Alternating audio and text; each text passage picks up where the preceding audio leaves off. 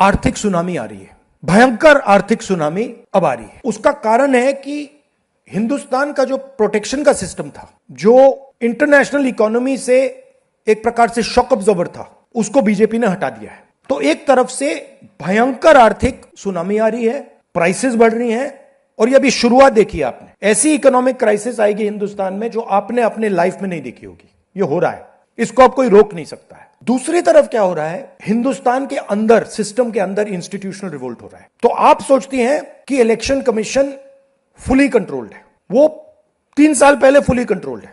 Chief election commissioner के messages मेरे पास आ रहे हैं, head of intelligence system, senior judiciary, सारों के सारे रिवोल्ट कर रहे हैं, इंफॉर्मेशन दे रहे हैं हमें।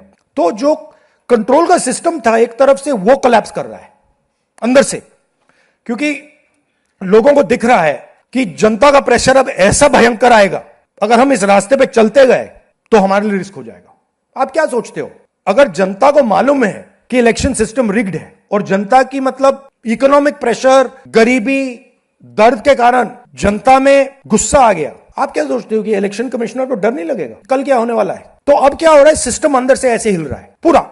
और मैं आपको ये बता दूं कि मेरे पास इंफॉर्मेशन आ रही है, सिस्टम मुझे इंफॉर्मेशन दे रहा है, मोदी जी के बारे में, शाह जी के बारे में, उनके बेटों के बारे में, मिनिस्टर्स के बारे में, अजीत डोवल के बारे में पूरा इंफॉर्मेशन है, धड़ाधड़ धड़ाधड़ धड़ाधड़ हमारे सिस्टम से आ रहा है। अब यह हो सकता है कि जनता के प्रेशर को यह सप्रेस करने की कोशिश करें, इमरजेंसी जैसी चीज कर दें, हो सकता है। बट अब हम दूसरी स्टेज में जा रहे हैं। पहले हम फुल कंट्रोल स्टेज में थे, अब ये आउट ऑफ कंट्रोल जा रहा है इनके। मैं मोदी जी के पास जाता हूं, जब मीटिंग में जाता हूं, मैं आपको बताऊं, मेरे पास मोदी जी के पर इतना इंफॉर्मेशन है, मोदी जी जानते हैं, मैं भी जानता हूं।